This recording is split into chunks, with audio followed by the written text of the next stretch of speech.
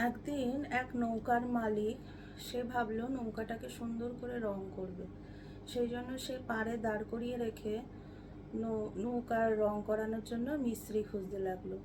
একজন রাজমিস্ত্রির বাড়ি গেল। সে গিয়ে বলল কি যে, ভাই আমার নৌকাটা একটু রং করে দেবে, আমার নৌকাটা দেখতে তাহলে খুব সুন্দর লাগবে। তখন রাজমিস্ত্রি বলল, হ্যাঁ দেবো, কেন দেবো না। তখন নৌকার মালিক সে চলে গেল, দেখিয়ে দিল কোথায় নৌকাটা আছে। তারপরে রাজমিস্ত্রি গেল নৌকায় গিয়ে সব ভালো করে দেখলো। দেখতে গিয়ে দেখলো কি নৌকার মধ্যে একটা ছোট্ট ফুটো আছে।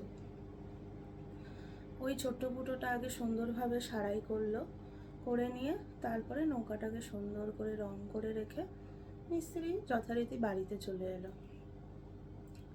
এবার ওই নৌকাটাকে নিয়ে নৌকার মালিকের ছেলে মাঝ নদীতে গেল মাছ ধরতে।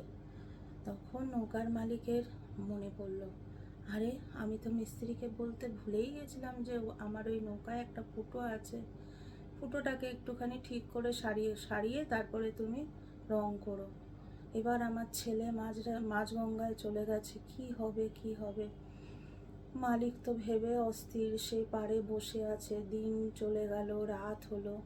তারপরে ভোর রাতে ছেলে ফিরে এলো নৌকা নিয়ে। তখন নৌকার মালিকের অন্তরে জল এলো। সে তাড়াতাড়ি মিস্ত্রির বাড়ি সকালবেলায় অনেক টাকা নিয়ে গেল। তখন মিস্ত্রি বলছে, কি বাবু রং হয়নি ঠিক মতো? বলছে, না না, তুমি তো আমার খুব বড় উপকার করেছো। আমি না তোমাকে বলতে ভুলে গেছিলাম যে ওই নৌকায় একটা ফুটো আছে। তুমি দেখছি ফুটো, আমি তোমাকে ওই ফুটোর কথা বলিনি, অথচ তুমি দেখে সারাই করে তারপরে রং করেছো। সেই জন্য তোমার এই প্রাপ্য টাকা। আজকে যদি তুমি ওইটা না দেখতে তাহলে আমার ছেলে আর ফেরত আসতো না। আমার ছেলের থেকে তো কোনো কিছুই মূল্যবান না, কারো কাছেই কারো সন্তানের থেকে কিছু মূল্যবান হয় না। তখন রাজমিস্ত্রি সেই টাকা নিতে রাজি হয়নি, বলছে যে আমার যতটা প্রাপ্য টাকা আমি ততটাই নেব, তার বেশি নেব না। তখন মালিক বলছে, কেন ভাই, তুমি এত বড় আমার উপকার করেছো, এই টাকাটা তোমারই প্রাপ্য, পুরো টাকাটা। তখন মিস্ত্রি বলল, না, আমারও তো একটা দায়িত্ব কর্তব্য আছে। আপনি যখন আমাকে একটা দায়িত্ব দিয়েছিলেন তখন আপনি যেইটুকু বলেছিলেন সেটুকুই যে আমি করব তার কোনো মানে নেই। আমার উচিত আমি পুরোটাই, যেহেতু রং করব, রং করার আগে আমার সমস্তটাই দেখে নিয়ে তারপরে রং করাটা আমার কর্তব্যের মধ্যে পড়ে।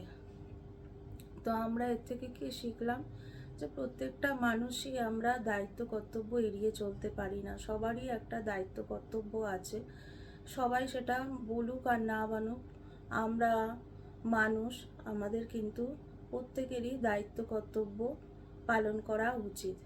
আজকের মতো এখানেই এই গল্পটা শেষ করলাম। সবাই ভালো থেকো, সুস্থ থেকো। আবার পরের গল্প নিয়ে আমি আসবো। ততক্ষণের জন্য টাটা।